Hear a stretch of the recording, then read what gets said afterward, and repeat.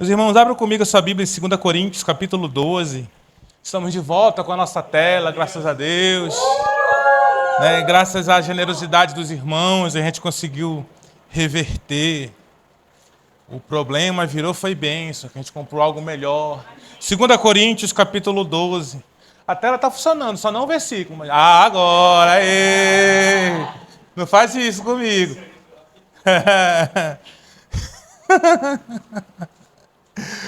Antes da gente ler a palavra de Deus, quero te fazer um desafio hoje. Quero que a gente tire 20 segundos, 30 segundinhos para orar pelo nosso coração, amém? Feche seus olhos, querido Jesus, nós queremos te agradecer por essa noite, por esse culto. Nós colocamos os nossos corações diante do Senhor e que a tua palavra boa, perfeita, agradável, tremenda, poderosa, possa alcançar espaço em nosso coração nessa noite. E que possamos ser tocados, impactados por ela. Que possamos ser cada vez mais direcionados pela tua palavra. Que nenhum ladrão de semente possa roubar na nossa porção de hoje, desse culto, aqui e agora. Que possamos sair daqui cheios da tua presença e com uma palavra para nossas vidas. Em nome de Jesus. Amém. 2 Coríntios, capítulo 12, verso 1 ao 10, diz assim: é necessário gloriar-me, embora não convenha, mas passarei as visões e revelações do Senhor. Conheço um homem que em Cristo há 14 anos, se no corpo não sei ou fora do corpo também não sei, Deus o sabe. Foi arrebatado até o terceiro céu, sim, conheço tal homem. Se no corpo, se fora, não sei, Deus sabe. Que foi arrebatado ao paraíso e viu palavras inefáveis, as quais não é lícito ao homem referir. Desse tal me gloriarei, mas de mim mesmo não me gloriarei, senão nas minhas fraquezas. Pois se quiser gloriar-me, não serei insensato, pois direi a verdade. E para que não exaltasse demais pela excelência das revelações, foi-me dado um espinho na carne, a saber, um mensageiro de Satanás, para me esbofetear, a fim de que eu não me exaltasse demais, acerca do qual 3 vezes roguei ao Senhor que afastasse de mim.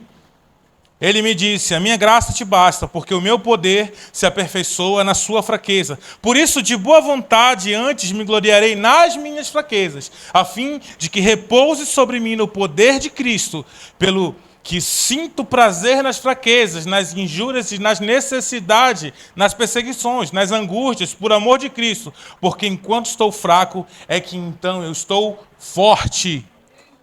O apóstolo Paulo aqui está tocando num dos assuntos mais tenebrosos teologicamente. Porque o que é o famoso dito cujo espinho na carne? Aí a gente começa tanta coisa. Tadinho, os irmãos solteiros aqui, que Deus abençoe vocês. Porque o pessoal diz assim que o espinho na carne do Paulo era solteirice. E aí os irmãos, poxa, eu tenho um espinho na carne. Calma, é só dedução, né? Não estou dizendo que é. Os casados que já estão no Santo dos Santos, amém? Glória a Deus. Meus amigos, o apóstolo Paulo aqui tem um problema. E esse problema ele chama de mensageiro de Satanás, ou espinho na carne.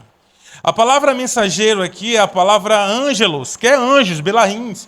Quer dizer anjo mesmo, mensageiro, anjo. E aí, um espinho na carne trazia incômodo, né? Aquele incômodo insistente. A gente poderia dizer assim, com certeza, todos já tiveram a triste experiência de ter uma farpa ou uma ferpa. Como é que fala aqui? Ferpa ou farpa? Ferpa? Falou farpa. Ah, meu Deus. 2 paragominenses se dividindo. Ferpa ou farpa? É um pedaço de pau. Isso, meu irmão, isso dói, incomoda. É um espinho na carne, é algo que fica o tempo todo ali ferindo, machucando, latejando, dando aquela dor constante. E o que acontece é que a resposta de Deus é uma resposta muito tremenda, muito bonita de falar, porém muito difícil de viver. Porque ele ora 3 vezes ao Senhor, falou: Senhor, tira esse espinho da carne, esse mensageiro do diabo, de Satanás, que fica me esbofeteando, tira. Ele ora 3 vezes e Deus fala para ele assim: ô filho, queridão, vem cá no colinho do papai, eu vou tirar o espinho. É isso? Não. Ele fala: a minha graça te basta. Eu não sei se eu ficaria alegre pela graça me bastar, ou triste por saber que não seria retirado o espinho. Mas essa é a resposta do Senhor, e o Senhor continua dizendo: olha, porque na tua fraqueza o meu poder se aperfeiçoa. E muitos pensam, então, e confundem essa fraqueza de Paulo e dizem que é um pecado. Só que não faz o mínimo sentido, porque tem muitas pessoas que falam coisas desconexas sobre esse texto e chega a ser besteira mesmo. Alguns dizem e defendem que Deus não liga para a condição humana, carnal. Então, Deus não liga para o pecado, Ele quer saber do coração. E aí, é uma doutrina que os caras são completamente santos e cheios do Espírito dentro da igreja, mas fora são, enfim. E aí usam versos até espiritualizando, porque aonde abundou o pecado, superabundou a graça. E aí então, vamos pecar porque a graça vai ser maior. Tem casos de pastor que ele decidiu não confrontar pecado na igreja. Porque ele disse o seguinte, que a igreja precisa funcionar. Então, se confrontar pecado, a igreja não funciona. Que legal. Então, tá todos os ministérios lá, mas, como dizia minha mãe, alavantei. E aí, tá tudo funcionando. Mídia, louvor, kids, isso que, tarará, tarará, tarará, mas... E então, a gente vê que não faz sentido, porque Deus, Ele é santo. Isaías 59 diz que o vosso pecado e a vossa iniquidade faz separação de vós e do vosso Deus, para que não vos ouça, não... Sabe, Deus, Ele vira o rosto, é o que diz o texto de Isaías 59, para quem está numa vida pecaminosa. Uma coisa é acidente de percurso, outra coisa é vida pecaminosa. Amém? E a palavra que Deus, então, responde para Paulo, ele fala o seguinte, o meu poder... A palavra poder é a palavra dunamis, de onde vem a nossa palavra dinamite, é um poder explosivo, um poder expansivo, um poder de crescimento. E essa palavra dunamis não é dunamis, tá? É dunamis mesmo.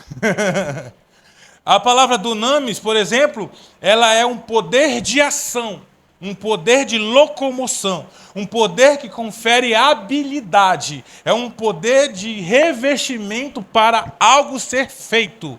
Essa mesma palavra dunamis está em Atos capítulo 1, que diz, mas recebereis poder ao descer do céu sobre vós o Espírito Santo e ser-me-eis testemunhas, tanto em Jerusalém como em Judéia, Samaria, até os confins da terra. Então, dunamis é um poder de capacitação.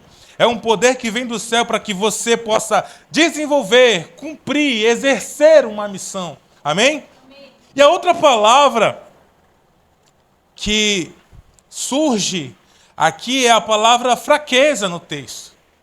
E aí que é interessante, porque é a palavra asteneia. E a asteneia ela tem 3 significados.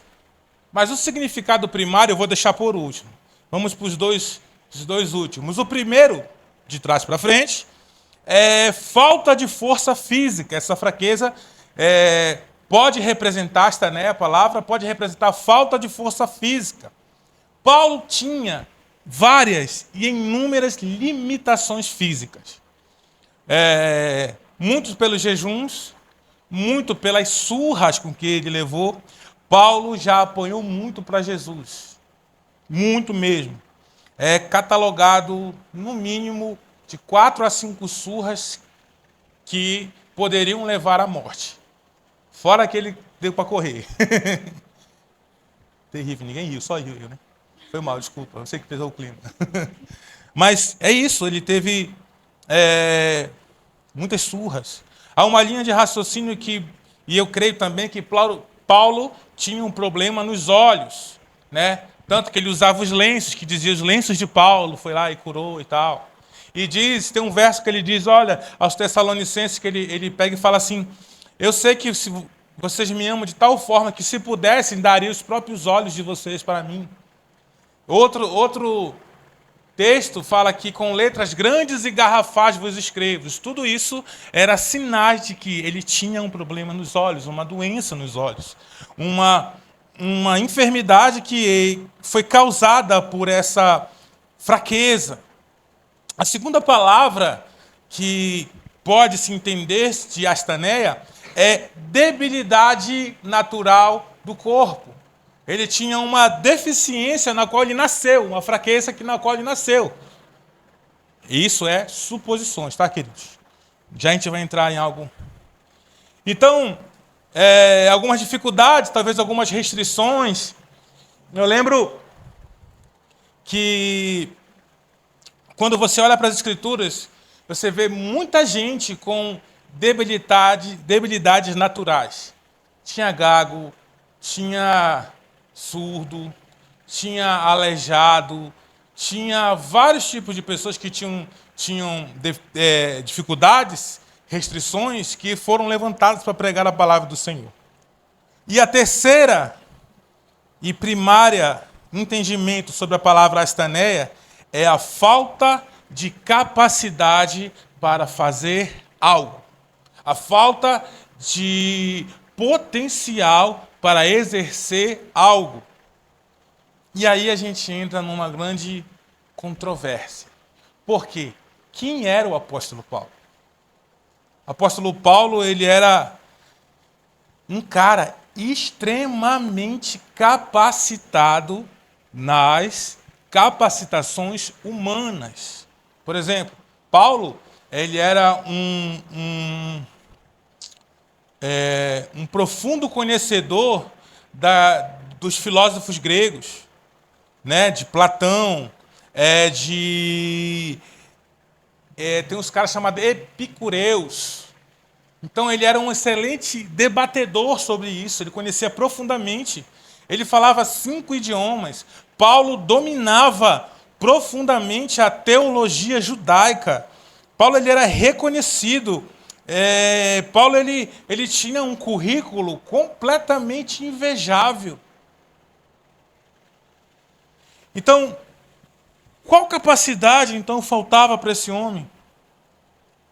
Porque nesse capítulo de 2 Coríntios, no capítulo 12 que estamos lendo, no verso 11, diz assim: tornei-me insensato para vós me obrigasse, porque eu deveria ser louvado por vocês, visto que em nada fui inferior aos demais excelentes apóstolos, ainda que nada sou. Essa palavra excelentes apóstolos, em algumas versões está os superapóstolos. E aí ele fala: o sinal do meu apostolado foram de fato operados entre vocês com toda a paciência por sinais, prodígios e milagres. Em Coríntios, Paulo foi muito discriminado, porque ele não era, segundo os olhos do povo, ele não estava no mesmo nível dos grandes pregadores. Quem lembra aqui da mesa de 2 Coríntios? Panorama bíblico, do que eu falei de uma galera chamada sofistas. Lembram dos sofistas? Então eles comparavam Paulo com os sofistas, que sabiam falar bem, ótimo em oratória. Tem um texto que eles falam de Paulo o seguinte: por carta é muito bom, mas por presença a palavra é fraca. Então eles estavam olhando para Paulo dizendo assim: cara, esse bicho sabe nem pregar direito, por carta ele é o leãozão. Mas a gente olha para ele, um velho, todo nem prega direito. Ele prega tão ruim que os caras dormem na pregação dele. Esqueceram de contar a parte que morre, mas ressuscita. E aí, então, começa.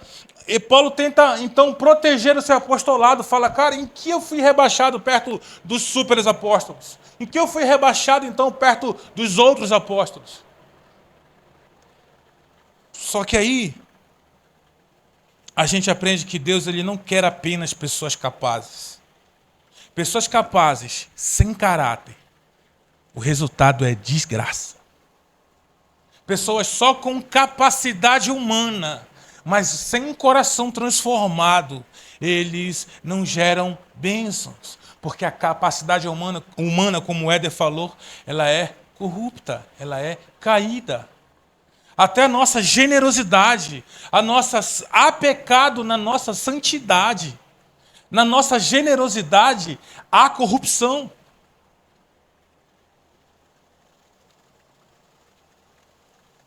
Mas Deus quer pessoas que são quebrantadas e dependentes diante dele. Porque os incapazes, os menos prováveis, aqueles que não têm capacidade, para que ele diz isso? Que o meu poder se aperfeiçoa na sua fraqueza. Quando você não pode, quando você então não consegue, quando você não tem capacidade de exercer algo, Deus vem e diz: é aí que eu entro. Certa feita, um jovem pregador chega com um pregador experiente e pergunta assim: o que é a unção? E o pregador experiente leva ele para fora, numa casa no campo, e diz assim: você está vendo aquele pássaro lá nos fios de energia cantando? E você está vendo aquela vaca lá no pasto, pastando? Isso não é unção. Aí ele ficou assim. Depois ele perguntou: então o que seria unção? Seria unção se você visse a vaca no fio cantando e o pássaro no pasto pastando. Ou seja, fazendo coisas que normalmente, naturalmente, não seriam capazes de fazer. Mas por causa do poder de Deus, da unção de Deus e da capacitação que vem do Senhor, a pessoa então consegue desenvolver aquilo que o Senhor tem para a vida de cada um. É interessante que quando você vê Atos capítulo 1, Jesus fala: olha, não saiam de Jerusalém, até que do alto vocês sejam revestidos de poder, até que o dunamis, o poder explosivo de Deus, venha sobre vocês. Aí sim serão minhas testemunhas em Judá, Samaria, até os confins da terra. E aí quando Pedro então levanta-se para pregar e começa a falar, e aí diz que os judeus ficam admirados e dizem assim: reconhecemos que ele andou com Jesus. Porque havia um poder de capacitação. Então não era pecado a incapacidade de Paulo, espinho na carne. Não era uma falha pecaminosa, mas sim uma restrição humana. Porque deixa eu te falar uma coisa: Deus só pode usar um homem grandemente depois de quebrantá-lo profundamente. Porque revelações profundas não cabem em corações rasos. O profundo de Deus não cabe em uma pessoa que vive na superfície. Cumprir a vontade de Deus é coisa séria. E você, na força do seu braço, eu, na força do seu braço, somos incapazes de cumpri-lo. O ministério, o chamado, não é coisa para menino. Não é coisa para menina. Se alguém está patinando em suas meninices, nos seus sentimentalismos, nos seus assuntos fúteis, não tem condição de entrar em profundidade com Deus. Imagina se você quer viver uma vida profunda com Deus e o nível raso, que é uma vida de oração e palavra constante, não consegue. Como então ser profundo no Senhor? Como então viver uma vida de imersão mais profunda no Senhor? Mas é aí que a incapacidade humana aparece e o poder de Deus se aperfeiçoa nisso. Onde eu não consigo, então Deus vem e me dá capacidade de ultrapassar barreiras, restaurar todas as coisas. Se tem uma coisa que eu tenho orado nesse dia, que é: Deus, eu tenho orado pela minha vida de oração. Eu tenho pedido ao Senhor: Deus, me dá um espírito de oração.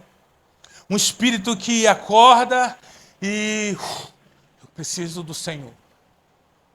Porque quando a gente lê alguns textos, tem alguns detalhes, algumas pérolas que eu falo assim: é isso que eu preciso.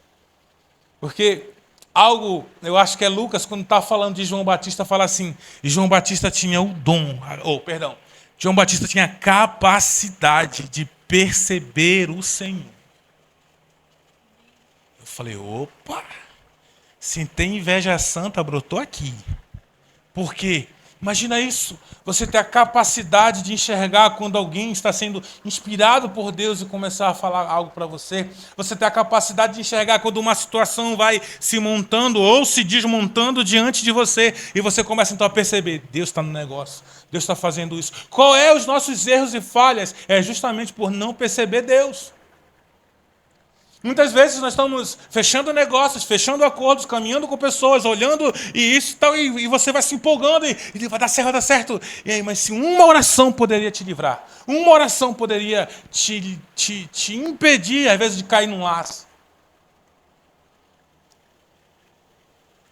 Mas Romanos 8, 26 diz que do mesmo modo também o Espírito nos ajuda em nossa fraqueza, porque não sabemos o que devemos pedir como convém, mas o Espírito intercede por nós com gemidos inexprimíveis. Ele nos socorre, Ele nos ampara em nossa fraqueza. Deus muda a nossa história. Deus é o Deus que muda a história. Deus é o Deus que muda destinos, amém? Deus é o Deus que pode reescrever a sua história. A porta da graça é estreita, mas ela continua aberta. Nós precisamos então entender que a graça de Deus está disponível para todo aquele cujo coração quebrantou-se. Deus resiste ao soberbo, mas dá graça aos humildes. Enquanto nós estamos em uma postura impávido colosso, apontando para tudo e para todos, Deus está esperando que o nosso coração se quebrante diante dele, abaixe a cabeça. A Bíblia usa a expressão homem de dura cerviz. Dura cerviz é alguém que não consegue abaixar-se, prostrar-se. É alguém duro, não consegue. E aí, o rei Davi diz em Salmo 51:17, o sacrifício aceitável a Deus é um espírito quebrantado, porque é um coração quebrantado e contrito, Deus não despreza. Olha isso. Porque se Deus rejeita o soberbo, mas ele não despreza o quebrantado e contrito. Se Deus resiste, ele resistir é empurrar com as duas mãos. Deus resiste ao soberbo. Não quero estar perto, não quero você, não, sai. Mas ao quebrantado, ao contrito, àquele que aprendeu a baixar a cabeça e dizer, fui eu o errado, mas eu venho aqui aos seus pés. Deus não resiste. Como diziam nossos irmãos assembleanos, Deus não resiste a alguém de joelhos. Deus não resiste a alguém que se quebranta diante do Senhor. Então ele olha para Paulo e diz, Paulo, belo currículo, mas a minha graça te basta. Porque é aí que o meu poder em ti vai se aperfeiçoar. É quando você não está sendo reconhecido pela a sua igreja local. É quando você não está sendo honrado como apóstolo. Quando você fez a sua comparação aí, eu também não sou um apóstolo igual os super apóstolos. E vocês tal não estão... ele fala assim, vocês não estão me recomendando. Imagina a crise pastoral que ele estava vivendo aqui, o apóstolo Paulo. E uma vez um pastor me ligou... Um pastor, a gente conversando, um pastor recente agora. E ele falou assim, mano, eu estou em crise. Eu cheguei na casa do obreiro lá da igreja. Aí bati palma, ele falou, entra, pastor. Quando eu entrei no pátio, que eu olhei para a TV, estava ele, a Bíblia dele aberta, um caderno, e ele assistindo David Leonardo. Tom, o que eu faço? Eu falei, uma praga muito forte entrou na tua igreja, querido. Ele ficou em crise. Eu falei, escuta uma coisa, aprende algo. Você nunca vai ser o pregador preferido da sua igreja. Pare com isso. Não coloque expectativa nisso. Por quê? Porque você é o pastor. Ele ficou todo... Como assim, cara? Falei, me diz alguém que é apaixonado pela sua enfermeira.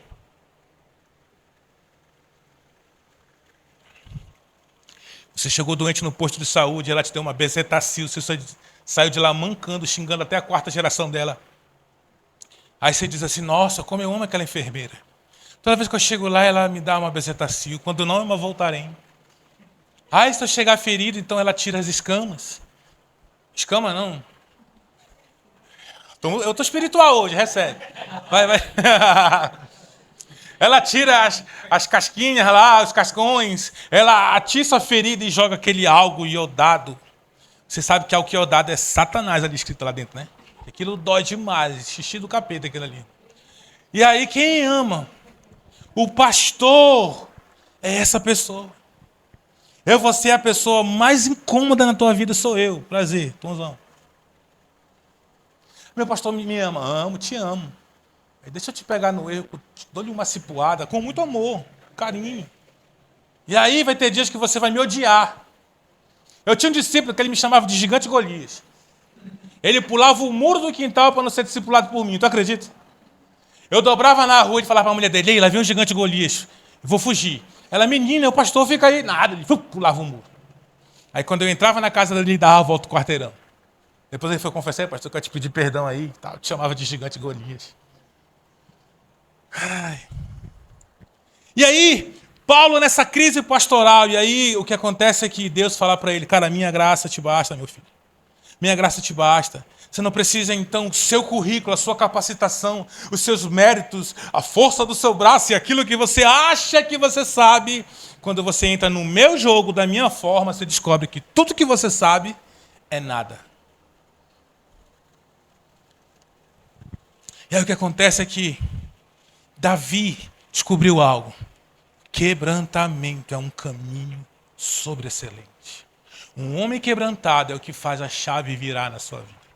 Um coração contrito, um coração que anda de joelhos, digamos assim, parafraseando, diante de Deus, é o que faz a sua vida ganhar um novo rumo. O destino está no nível da profundidade do seu arrependimento.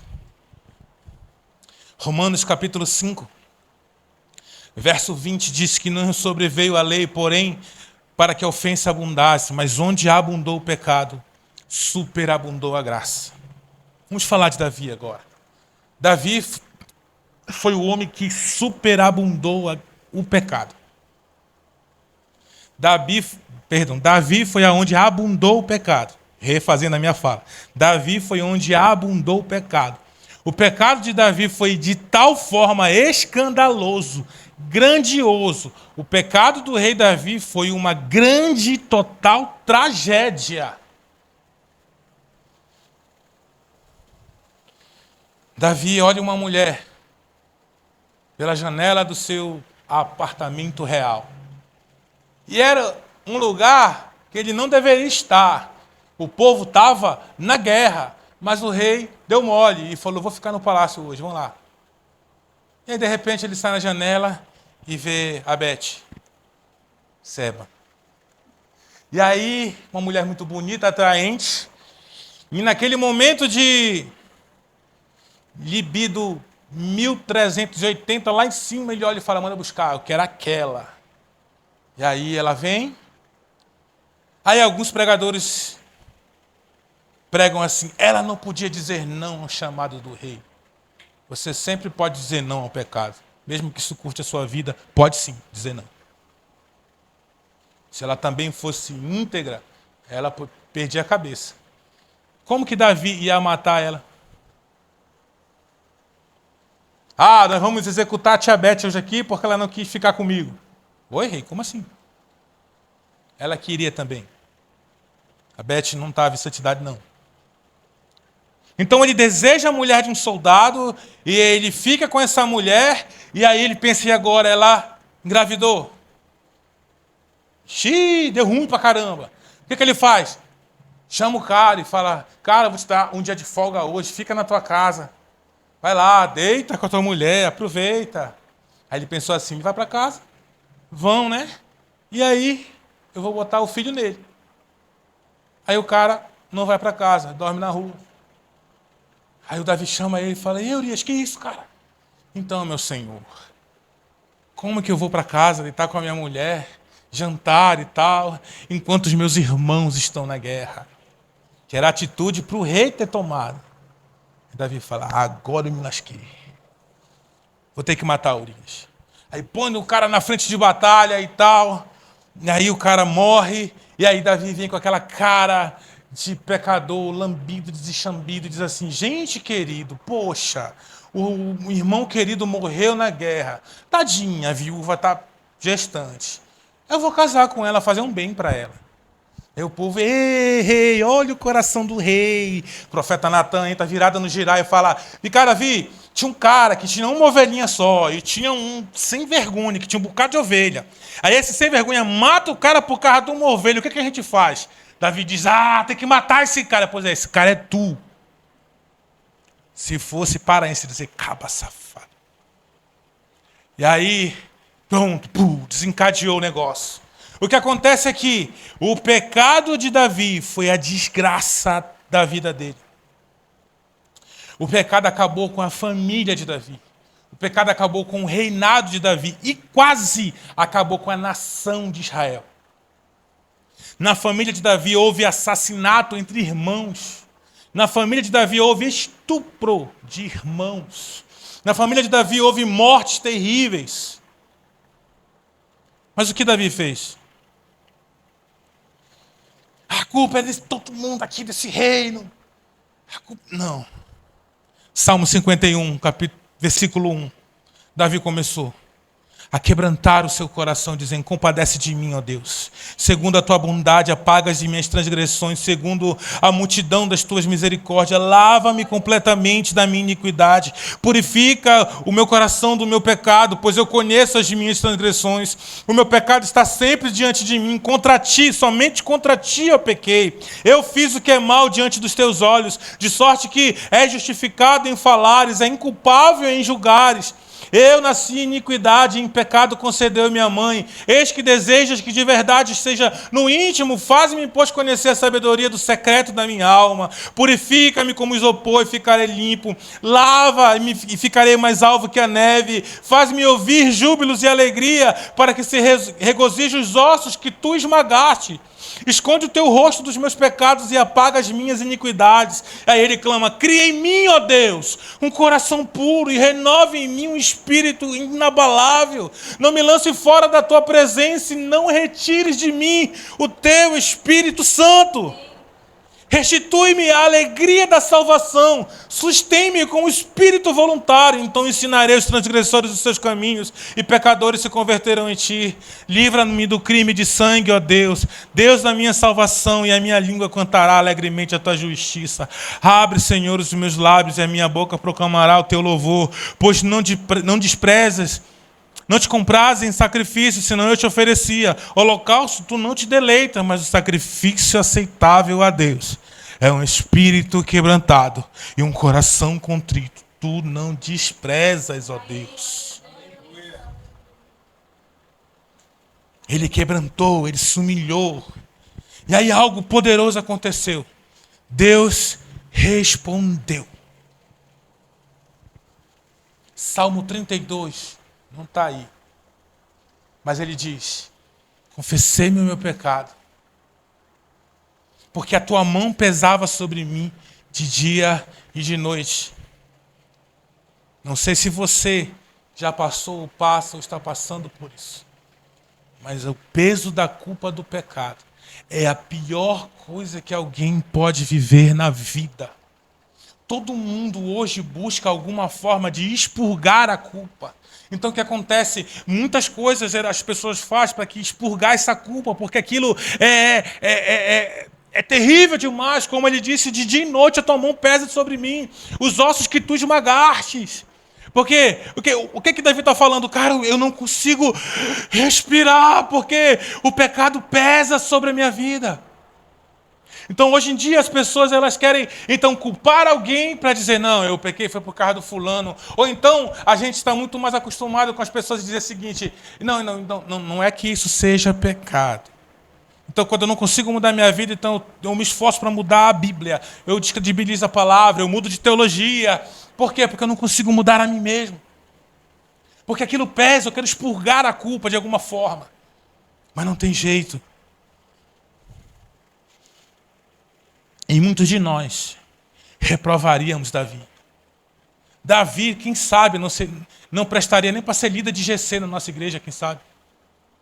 Quantos de vocês iriam ser pastoreados pelo o pastor Davi e a missionária Betseba? Quem são esses pastores? Essa é a mulher. Quem? É a Beth. Que Beth? A Seba. Aqui, o marido morreu, e aí, pastor aí, ó.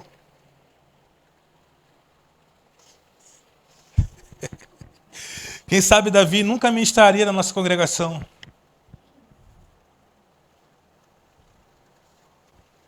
Mas Deus ouviu um coração quebrantado, um espírito contrito. Deus mudou a história desse homem. Aonde abundou o pecado, superabundou a graça. A igreja, os homens, eles não perdoam. Eles sempre vão lembrar o teu pecado. mas Deus muda a tua história. Quem que Deus escolhe para ser o sucessor do trono de Davi? É o filho da Bete. É o Salomão. Ele tinha, se eu não me engano, 9 mulheres, Davi. Tadinho. Ele tinha vários filhos com muitas mulheres e concubinas. Tinha a filha de Saul, mas ela ficou estéril. Mas tinha outras concubinas, servas, que ele fez filho com força. E Deus escolhe Salomão. Deus escolhe Salomão para dar continuidade. Quebrantamento transforma tudo na nossa vida, meus amigos. Enquanto somos soberbos, cheios de razão, Deus nos resiste, mas quando o quebrantamento vem, Deus não resiste. Deus muda a história. Deus transforma aquilo que era para ser uma tragédia em bênção. Deus muda, transforma completamente aquilo que a gente olha e diz, cara, não tem jeito, não tem como. Foi sal, como diz um bom paraense. Não tem, vai morrer para o inferno direto. E Deus pode entrar nessa história e transformar a vida. Por isso que nós não temos o direito de desistir de ninguém. Porque hoje alguém dá trabalho. E meu Deus, trabalho, mas um dia Deus pode pegar esse homem, quebrantá-lo profundamente e usá-lo grandemente.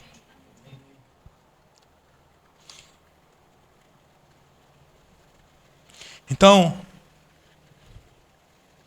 na genealogia de Jesus, 4 mulheres são citadas. 4 mulheres são citadas em Mateus capítulo 1.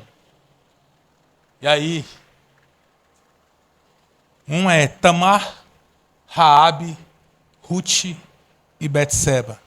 Tamar prostituiu-se, deitou-se com o sogro. Raabe era prostituta, morava nas muralhas de Jericó. Ruth não era do povo de Deus. Betseba, já contamos a história da irmã aqui. Mas o que acontece é que em algum momento da história, todas as 4 passaram por um momento de quebrantamento. E olha onde a graça foi abundar. Elas foram colocadas, implantadas, enxertadas na genealogia daquele que faz a graça abundar. Elas foram colocadas naquele onde a graça vem sobrepassar, transbordar muito mais além do que o efeito do pecado que pode acontecer na vida de alguém. Elas não tinham moral, não tinham know-how, sabe? Elas não tinham história para estar ali. Mas Deus olhou e viu um coração quebrantado e um espírito contrito e disse, vem cá, vou te tirar desse tremendal de lama e vou firmar os teus pés sobre uma rocha. O teu passado, meus amigos, quer seja bom, quer seja ruim, se você tem nome ou não tem, se você tem dinheiro ou não tem, se você tem conhecimento ou não tem, se você tem pedigree ou não tem, eu sou igual Paulo, criado aos pés de Gamaliel, não interessa. Tratando-se do reino de Deus, o que vai te mover dentro do reino é quebrantamento. É coração contrito. Por isso que a resposta veio, Paulo, a minha graça te basta. O que você pensa ter ou reivindica ter, não importa. O que importa é o seu nível de quebrantamento. A minha graça te basta. O que importa é o quanto você está disponível e disposto a deixar a Deus fazer a vontade dele na sua vida. A história triste pode ter um final feliz. A história triste pode ter um final feliz.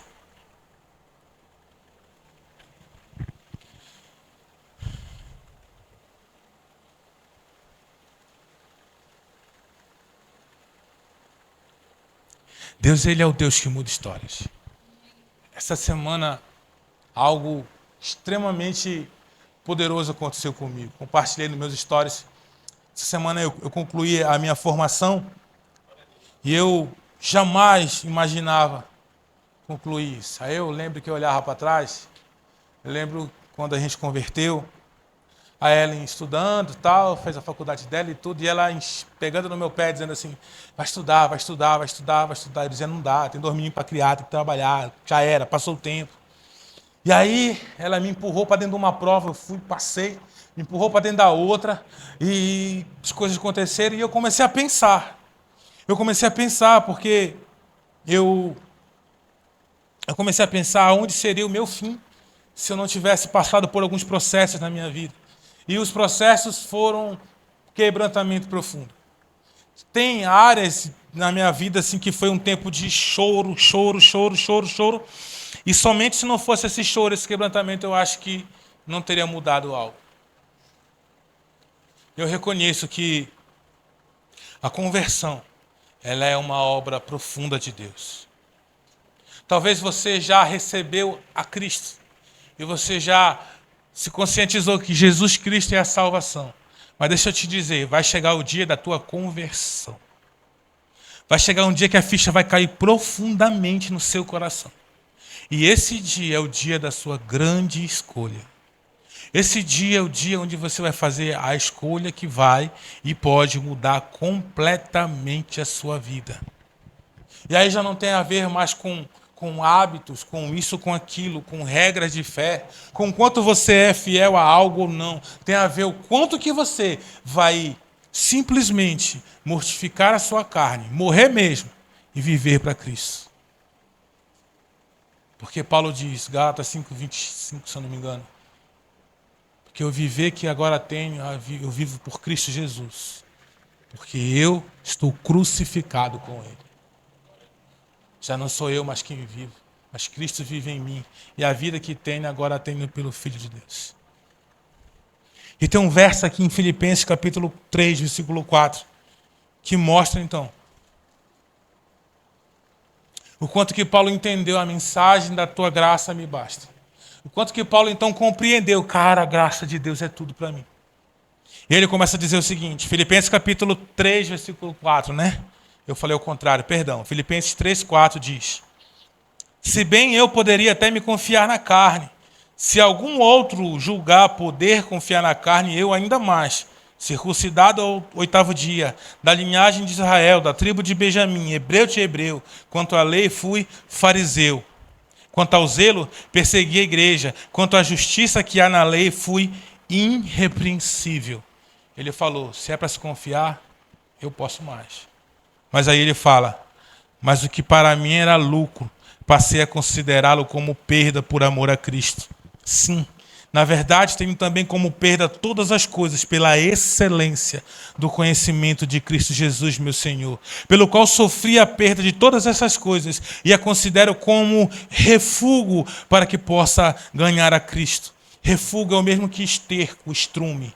E seja achado nele, não tenho como minha justiça a que vem da lei, mas a que vem pela fé em Cristo, a saber, a justiça que vem de Deus pela fé, para conhecê-lo e o poder da sua ressurreição e a participação dos seus sofrimentos, conformando-me a ele na sua morte. Paulo então diz, agora eu tenho tudo como perda, que aonde eu me conformo, aonde eu coloco a minha vida, aonde eu me amparo é na morte de Cristo, porque eu sei que Ele vive está e ressuscitou, e eu com Ele. Tem uma música de Martinho Lutero chamado Castelo Forte, que diz, e Deus conosco sempre está, sabemos com certeza que nada nos assustará, com Cristo por defesa, se temos que perder famílias, bem, prazer, se tudo se acabar e a morte enfim chegar, com Ele reinarei eternamente.